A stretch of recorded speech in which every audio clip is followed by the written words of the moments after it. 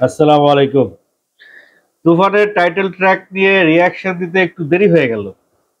আসলে ব্যক্তিগত কিছু কাজের কারণে খুব বেশি আসতে পারছি না ক্যামেরার সামনে। যাই হোক, তুফানের টাইটেল ট্র্যাক নিয়ে যদি এক কথায় বলতে হয়, তাহলে বলতে হবে যে সাকিবিয়ানরা যা চায়, অর্থাৎ সাকিবিয়ানরা শাকিব খানের সিনেমায় যা দেখতে চায়, তার চাইতে অনেক অনেক অনেক বেশি কিছু আছে তুফানে।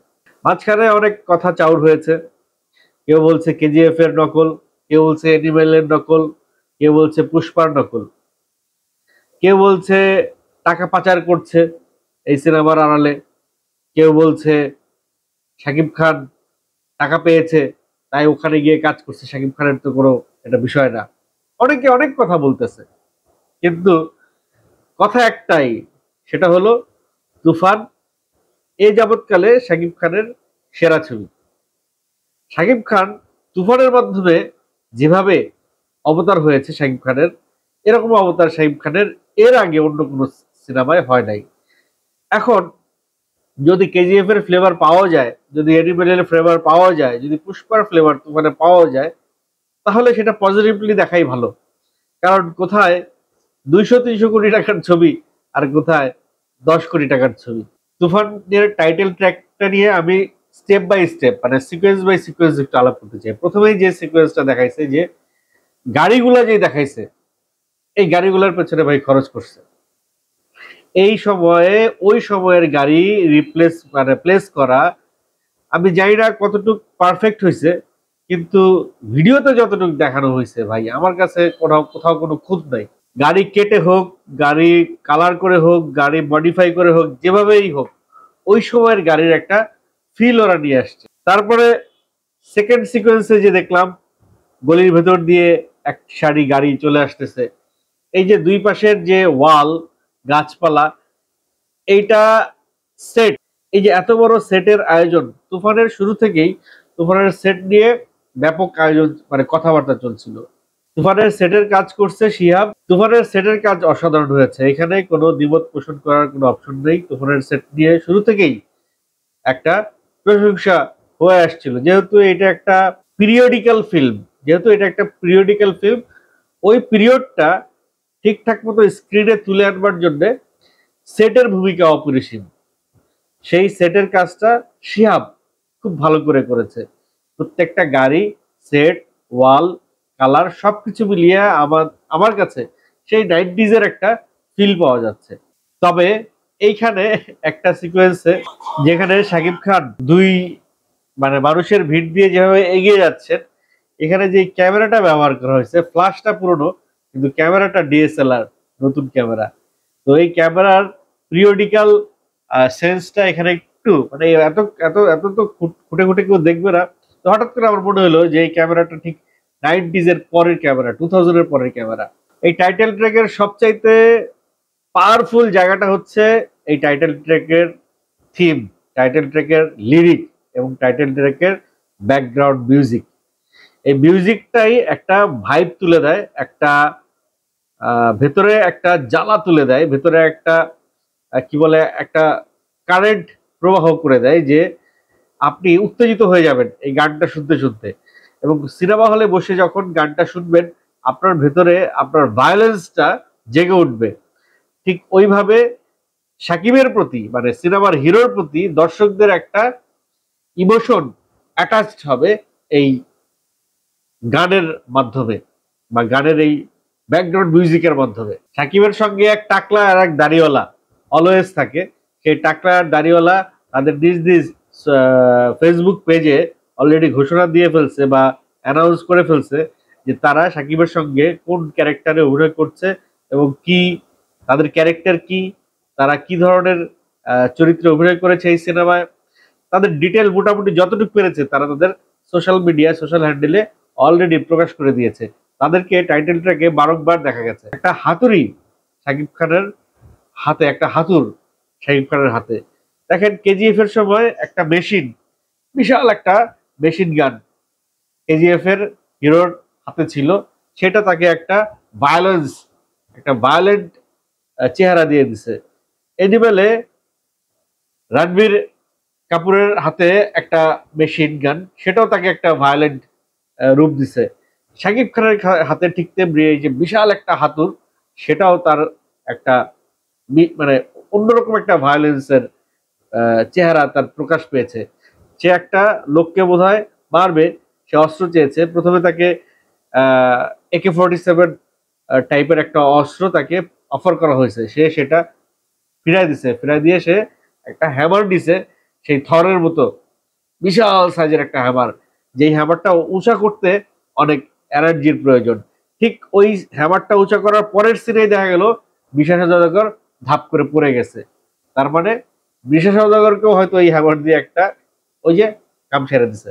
তুফানের এই টাইটেল ট্র্যাকে অনেক শিল্পীদের দেখানো হয়েছে এবং সমস্ত শিল্পীদের জায়গায় আমার একটা জায়গায় আমার কাছে মিসিং লাগছে, সেটা হচ্ছে যে আমরা বাংলা সিনেমায় যে সমস্ত সহশিল্পীদের বা জুনিয়র শিল্পীদের দেখে অভ্যস্ত ছিলাম, সেই সমস্ত সহশিল্পীরা, কো আর্টিস্টরা শাকিব খানের সঙ্গে যারা কাজ করে, শাকিব খানের অ্যাকশন দৃশ্যে বলেন, শাকিব খানের সঙ্গে ফাইটের অন্যান্য যে কোনো আশেপাশে যে ইয়ে থাকে, সহযোগী অভিনয় শিল্পী থাকে, সেই সমস্ত জায়গাগুলোতে কোনো জায়গায় কোনো পরিচিত মুখ দেখবেন না, সব কলকাতার শিল্পী। এই কারণে আপনাদের কাছে কিছু কিছু জায়গায় সাকিবিয়ানদের মনে হইতে পারে যে কলকাতার পুরো সিনেমা দেখছেন, হিরো শুধু বাংলাদেশের। তারপরেও চেষ্টা করা হয়েছে বিভিন্ন জায়গায় গাজী রাকায়েত, ফজলুর রহমান বাবু এদেরকে প্লেসমেন্ট দিয়ে।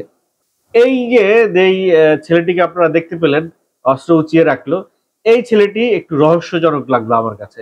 এই ছেলেটিকে পুরোপুরি রিভিল করা নাই টাইটেল ট্র্যাকে, সম্ভবত সিনেমার জন্য তার চমকটা রেখে দিয়েছে। আমি এখনো গেস করতে পারছি না এই ক্যারেক্টারটার নাম কি। সে যে ইন্ডিয়ান কোন শিল্পী সেটা বোঝাই যাচ্ছে, ইন্ডিয়ান কোন তারকা, কে সে, বা সে শাকিব খানের এন্টি বা তার পক্ষের কিনা বোঝা যাচ্ছে না। পুরো সিনেমায় যে জিনিসটা আরো আমার কাছে মিসিং লাগছে, সেটা হচ্ছে দেখেন একটা গ্যাংস্টারের মুভিতে যেটা হয় সেটা হচ্ছে যে এন্টি পার্টি থাকে, অনেক রাইভাল পার্টি থাকে।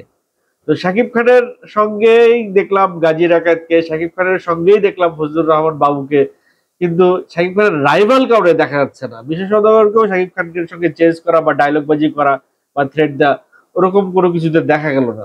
অর্থাৎ শাকিব খানের আসলে শত্রু কে, এখানে কিন্তু একটা বিশাল প্রশ্ন রয়ে যায়। তাহলে কি আসলে সত্য ঘটনাটা এরকম হতে চলেছে যে শাকিব খানের ডাবল পার্ট এবং শাকিব খানের শত্রু শাকিব খান নিজেই?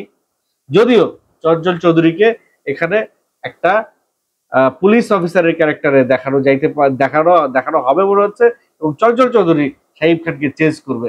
তারপরেও এমন অনেক জায়গা থাকে যেখানে একজন সন্ত্রাসী বা একজন গ্যাংস্টারের এগেনস্টে অনেকগুলো গ্যাংস্টার দাঁড়াইতে চায়, প্রতিশোধ নিতে চায় বা তাকে দমন করতে চায়।